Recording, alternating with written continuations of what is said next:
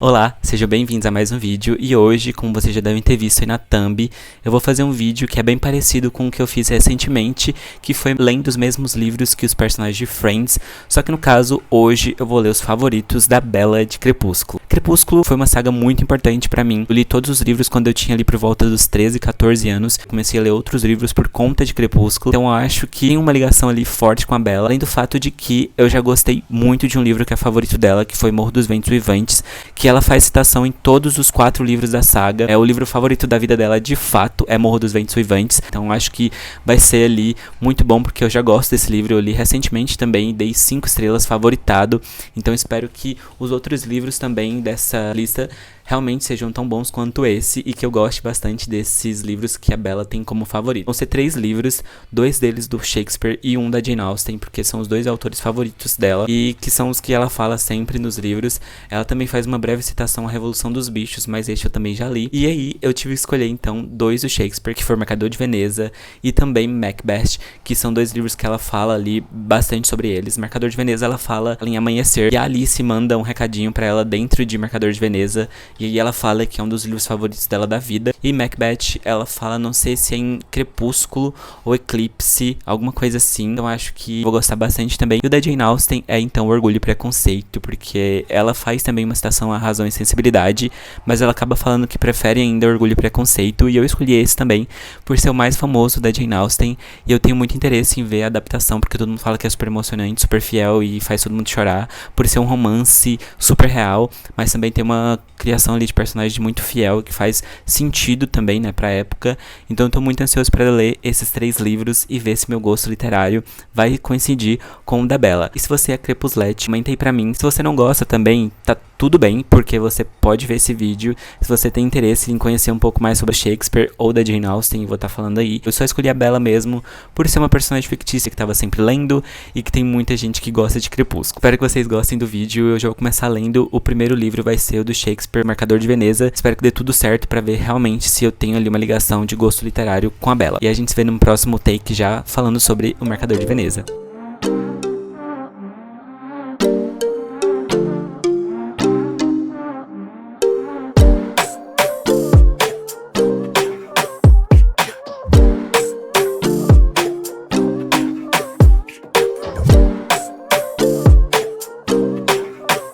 Oi gente, terminei de ler então O Mercador de Veneza, do Shakespeare, e antes de falar sobre o livro, eu queria mostrar pra vocês que chegou um livro que eu tava querendo muito, físico, que é Vermelho, Branco e Sangue Azul, da Cassie McQuiston, que foi um livro que eu li recentemente, eu acho que no mês passado ou retrasado, e eu gostei muito e eu queria muito físico, eu só tinha um e-book, e assim, muito fofinho, tudo que eu queria, é o mais temido de todos esse daqui. Sei que muita gente não gosta também, mas eu amei muito e foi super um momento gostosinho que eu tive com o livro, então eu queria ter o físico e chegou, e é tudo pra mim. E agora vamos falar então de Mercador de Veneza, que é o motivo desse vídeo aqui agora. Então, eu terminei Mercador de Veneza e eu fiquei com vários sentimentos, então eu não tô gravando logo depois de terminar. E eu fiquei pensando bastante sobre o que falar do livro. E é uma peça que é bem diferente das outras que eu li, Romeu e Julieta e Hamlet, porque aqui a gente não tem uma tragédia, não é um drama. Essa peça é considerada uma comédia e por conta que não tem realmente uma pessoa que morre no final ou coisas bem dramáticas, a gente vai encontrar aqui somente momentos bem legais e de várias reviravoltas até. Então isso foi um dos pontos que eu achei muito legal, essas reviravoltas que o livro traz consigo. E para começar então a explicar sobre a história, uma breve sinopse, a gente vai ter o Antônio, que é então esse mercador de Veneza, e ele tem vários navios que estão meio que desaparecidos, e se esses navios não chegarem, ele não vai ter então a sua renda do mês, alguma coisa desse tipo, do ano talvez, porque vem muita coisa dentro desses navios. E a gente tem então o amigo dele, que é o Bassanio, e o Bassanio meio que precisa de uma ajuda do Antônio, uma ajuda financeira, porque ele precisa encontrar a princesa Portia, que é então uma das principais personagens desse livro. O pai da princesa Portia meio que faz como se fosse a seleção. Vários príncipes vão até o reino da princesa pra tentar ali casar com ela, só que todos eles precisam passar por meio que um jogo, e esse jogo consiste então em 3 caixas, uma dourada, uma prata e uma de bronze, e se esses príncipes encontrarem uma foto da princesa Portia dentro dessas caixas, eles podem se casar instantaneamente com a princesa. E aí a gente tem tem vários príncipes que vão diariamente nesse reino da princesa Portia e nenhum deles consegue encontrar, então, de fato, essa foto. E a gente tem, então, o Bassanio, que é um cara que não é príncipe, não é nada, ele é bem pobre, aliás, que tem muito interesse em encontrar essa foto da princesa Portia. Ele precisa da ajuda financeira do Antônio para fazer essa viagem, tentar ali a sua sorte. Só que, quando ele chega lá no Antônio, ele vai meio que perceber, né, então, que o Antônio tá sem dinheiro porque os navios não chegaram. E aí a gente vai ter, então, a aparição do nosso vilão, que é o Sherlock.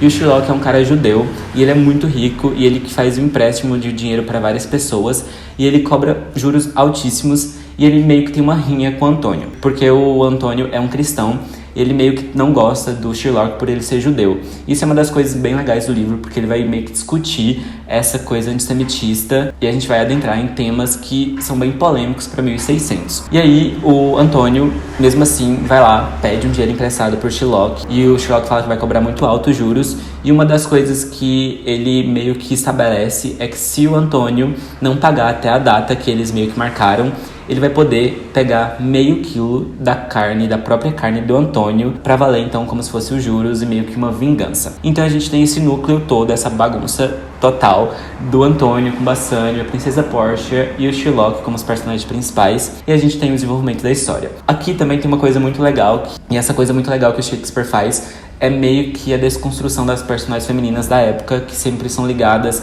a essa coisa de casamento e tudo mais. A gente tem 3 personagens femininas aqui muito importantes para a história, que não são ligadas, então, a essa questão de casamento e que tem muita importância, principalmente no final da história. Então é isso que eu tenho meio para falar sobre a sinopse. E essa questão, então, sobre o antissemitismo, essa discussão das religiões no livro, eu achei muito legal. Eu tava vendo o vídeo e fala sobre o Shakespeare ter escrito essa peça a partir de um pedido de um cara que queria uma peça que realmente mostrasse pessoas, que realmente mostrasse judeus como algo ruim e sendo vilões da história. O Shakespeare realmente mostra isso, né? O Sherlock é um judeu e é o vilão da história, mas ele meio que desestabiliza essa questão que tinha na época. A gente vai ter um judeu que mostra em vários momentos que ele é uma pessoa como os cristãos, e para 1600 isso é uma discussão muito importante, e eu acho que realmente gerou muita polêmica na época, tanto que em alguns textos que eu li falam que é uma das peças mais polêmicas do Shakespeare. E tem uma fala muito legal que o Sherlock fala, e essa é uma das falas mais impactantes do livro. Eu marquei e fiquei pensando muito nela, e ele meio que fala que os judeus são pessoas como todos os cristãos, porque que eles não recebem então os mesmos direitos e os mesmos privilégios que as pessoas cristãs recebem. Então é um livro que eu vou dar 4 estrelas, porque eu achei em alguns momentos também assim que passaram bem rápidos e não foi tão dramático ou tão cômico, mas é um livro que eu gostei bastante. Eu gosto muito das peças do Shakespeare. Peças não são coisas que eu gosto muito de ler, porque não adentra muito na história e não aprofunda em vários momentos, mas eu gosto bastante de ler as peças do Shakespeare. E aí a gente já começou com um livro que eu gostei muito, e eu acho que talvez os 4 livros favoritos da Bella tenham ali uma ligação com o meu gosto literário. Espero que os próximos sejam tão bons quanto. Vou começar a ler Orgulho e Preconceito, da Jane Austen, então espero gostar bastante, porque muita gente gosta também. E é isso, em breve eu já volto para falar com vocês sobre Orgulho e Preconceito, da Jane Austen.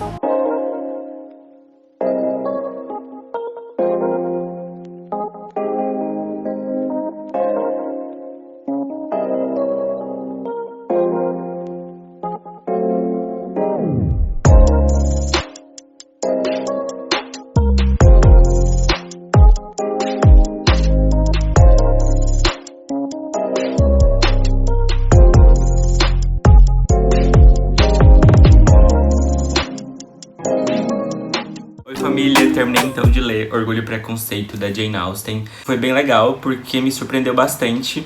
Eu pensei que eu não ia gostar, eu tava com umas expectativas um pouco baixas, mas foi bem melhor do que eu imaginei, e acabou que eu dei 5 estrelas também. Então aí eu já tenho uma ligação bem forte com o gosto literário da Bella, que é então Morro dos Ventos Vivantes e agora Orgulho e Preconceito. Pra contextualizar um pouquinho antes, a Jane Austen era uma moça que não fazia parte da grande sociedade. Então logo no início a gente tem uma nota aqui que fala sobre como ela escrevia suas histórias pensando que ela poderia alcançar em algum momento o que ela tanto escrevia. A gente tem ali então uma chance de mudar de classe social.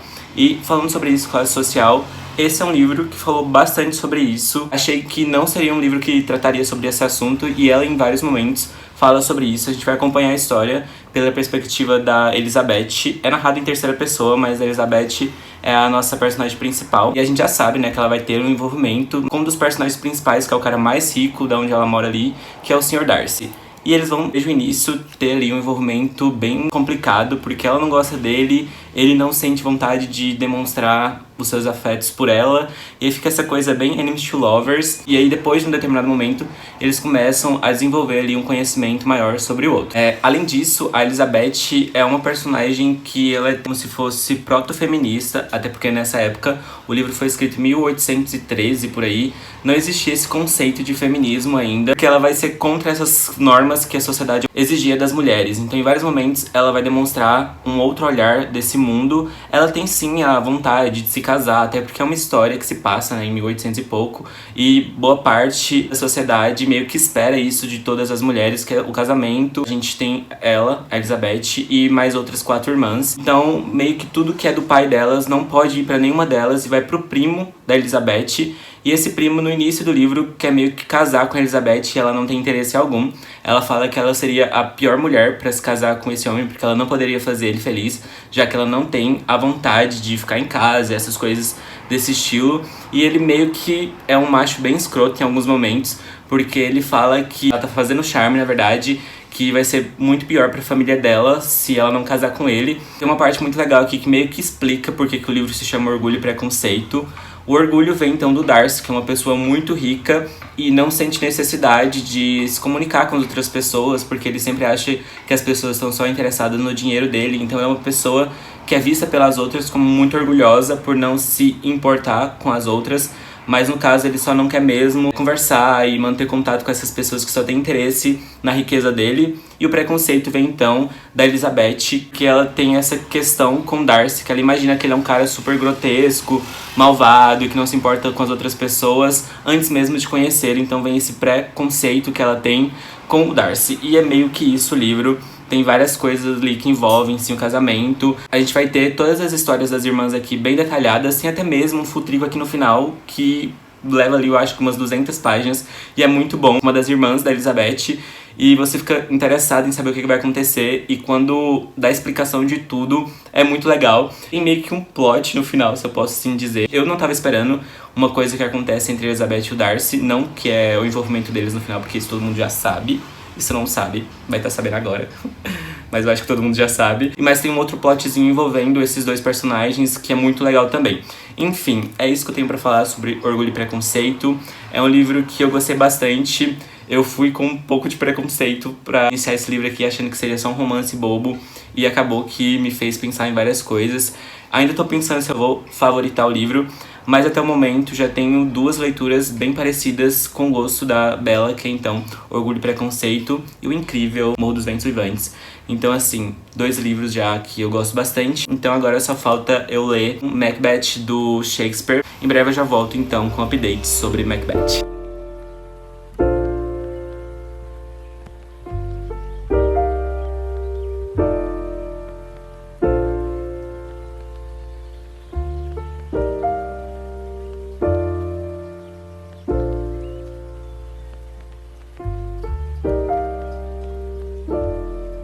Acabei de terminar então Macbeth do Shakespeare e é o último livro desse vídeo e foi um livro também que eu gostei bastante, só que, mais uma vez, é uma peça bem diferente das outras que eu já li. Aqui a gente vai ter uma tragédia, várias pessoas morrem, aliás. Todas as cenas praticamente são obscuras e se passam à noite e tem sangue, alguma pessoa morrendo, então assim, tem muitas coisas pesadas aqui. Esse livro ele começa com 3 personagens, são 3 bruxas, e elas estão ali andando na floresta e de uma hora pra outra elas meio que se encontram com o Macbeth. Ele é um cara que ainda não é rei, mas ele é como se fosse o sucessor do rei Duncan da Escócia.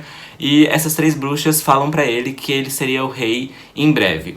E aí ele fica com isso na cabeça e fica tentando buscar meios de descobrir como que isso poderia acontecer. O rei Duncan já é velho, só que ele ainda tem muita energia e ele percebe que não vai ser tão cedo assim como as bruxas disseram. Quando ele chega no reino dele, a Lady Macbeth começa a falar sobre isso com ele e eles bolam meio que um plano para matar o rei Duncan, então, o poder da Escócia. E esse livro vai falar sobre esse momento, então, da Lady Macbeth com o Macbeth mesmo, buscando um meio de matar o rei Duncan e conquistar tudo e as terras e todo o poder. E esse plano dele já acontece bem no início do livro mesmo, então não é um spoiler. A gente vai ter os dois conquistando então esse plano e fazendo então o Macbeth o rei da Escócia. Assim que a peça vai se passando, várias outras coisas acontecem também. Tem uns plot twists aqui, eu sempre acho muito engraçado ver esses plots nos livros do Shakespeare, não são grandes plots, assim. Esses plots sempre me pegam meio que desprevenidos, eu vou mesmo sem esperar grandes reviravoltas, e o Shakespeare consegue fazer, de alguma forma, essas reviravoltas serem bem legais. Então tem muitas partes, como eu já disse, sangrentas, e é um livro que eu achei bem pesado em algumas partes. E mesmo assim, eu gostei bastante, dei 4 estrelas. Acho que todos os livros do Shakespeare até agora eu dei 4 estrelas. Só Romeu e Julieta que eu dei 4,5, porque eu achei bem trágico mesmo. O Romeu muito triste e depressivo, e eu gostei disso. Então, é mais um livro que eu gostei bastante, que a Bella tem ali um gosto bem bom. Eu gostei de todos os livros, além do fato, né, dela ter como favorito Morro dos Ventos Vivantes, que é um livro que eu gosto bastante.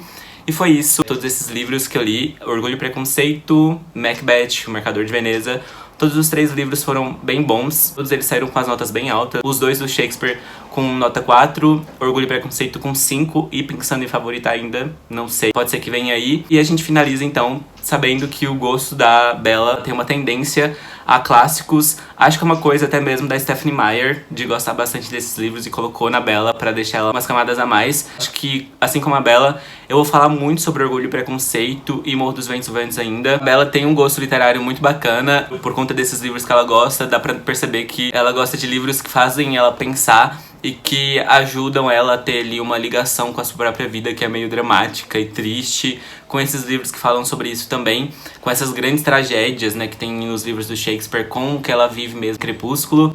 E é isso, gostei bastante dos 3 livros que eu li. Foi um vídeo mais rápido, com menos livros que eu li nele, mas mesmo assim foi bem bacana de trazer essas leituras aqui. Saí com quase um novo favorito aí, que foi Orgulho e Preconceito. Se você não é inscrito ainda no canal, se inscreve aí, deixa o like, comenta aí se você é fã de Crepúsculo também, assim como eu. E se você tem interesse em ler algum desses livros, se você já leu, se é algum favorito seu, comentem também. E é isso, a gente se vê no próximo vídeo. Tchau, tchau e até mais.